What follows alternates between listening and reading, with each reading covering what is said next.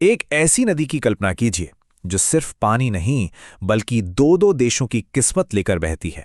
एक ऐसी जीवन रेखा जिस पर इतिहास भी टिका है और भविष्य भी। आज हम बात करने वाले हैं सिंधु नदी प्रणाली की, एक ऐसी कहानी जो भूगोल से शुरू होकर सियासत तक जाती है। 2880 किलोमीटर, ये सिर्फ एक नंबर नहीं है, सिर्फ एक दूरी नहीं है। सोचिए, ये उस जीवन रेखा की लंबाई है जो अपने साथ हजारों साल का इतिहास और एक पूरे उपमहाद्वीप का भूगोल समेटे हुए बहती है। तो सबसे बड़ा सवाल यही उठता है कि भाई, एक नदी, सिर्फ एक नदी प्रणाली कैसे दो देशों की तकदीर लिख सकती है ना सोचने वाली बात। चलिए इसी सवाल का जवाब ढूंढते हैं। निकलते हैं इस नदी के साथ एक सफर पर, एकदम इसके सोर्स से लेकर समंदर तक। तो हमारी इस कहानी का हीरो कौन है? वो है सिंधु नदी, एक ऐसी विशाल नदी जो इस पूरे इलाके की, आप कह सकते हैं, रीढ़ की हड्डी है। इसका सफर ही अपने आप में एक महाकाव्य है। सोचिए, शुरू होती है तिब्बत में मानसरोवर झील के पास बोखरचू ग्लेशियर से।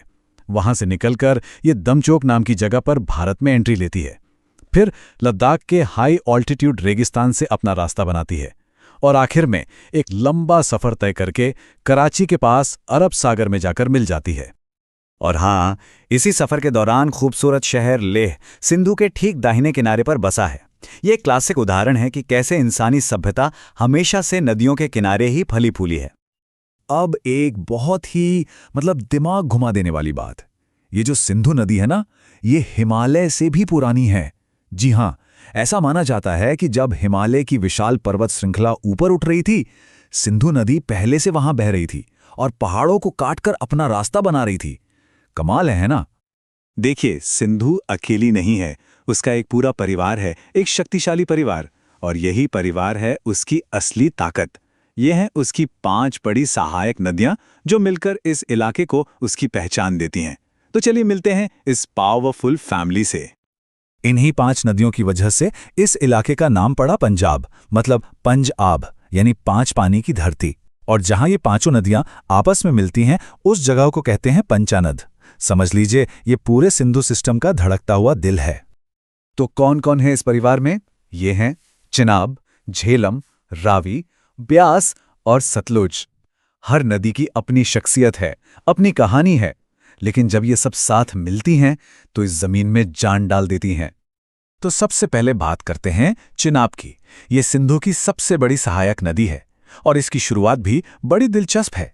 ये एक नदी की तरह नहीं, बल्कि 2 धाराओं, चंद्रा और भागा, के मिलने से बनती है। और जानते हैं, इसका एक और नाम है आशिकान दा दरिया, यानी प्यार की नदी। क्यों? क्योंकि कई अमर प्रेम कहानियों का गवाह यही दरिया रहा है। बाकी नदियों की भी अपनी अपनी खासियत हैं, जैसे झेलम जो श्रीनगर और वुलर झील से होकर बहती है, रावी जिसके किनारे पर ऐतिहासिक शहर लाहौर बसा है, ब्यास ये इकलौती ऐसी नदी है जो पूरी तरह से भारत के अंदर ही बहती है, और सतलुज जो तिब्बत से निकलती है और भारत की विशाल इंदिरा गांधी नहर को पानी देती है। तो अब तक हमने बात की भूगोल की, लेकिन नदियां तो सरहदें नहीं मानती, वो तो बस बहती जाती हैं। सरहदें तो इंसान बनाते हैं, और यहीं से कहानी एक नया मोड़ लेती है। भूगोल से निकलकर ये भू राजनीति यानी जियोपॉलिटिक्स में दाखिल हो जाती है। सवाल ये है कि जब एक नदी 2 देशों से बहे तो पानी किसका? इस बहुत बड़े और मुश्किल सवाल का जवाब मिला 1960 में। तब वर्ल्ड बैंक ने मध्यस्थता की और भारत पाकिस्तान के बीच एक ऐतिहासिक समझौता हुआ। इसे हम आज सिंधु जल संधि या इंडस वाटर्स ट्रीटी के नाम से जानते हैं। इस समझौते पर दस्तखत किए भारत के प्रधानमंत्री जवाहरलाल नेहरू और पाकिस्तान के राष्ट्रपति अय्यूब खान ने। दोनों नेताओं ने मिलकर एक बहुत ही जटिल मुद्दे का एक शांतिपूर्ण हल निकाला था। तो ये संधि थी क्या? इसका फॉर्मूला बड़ा सीधा साधा लेकिन बहुत कारगर था।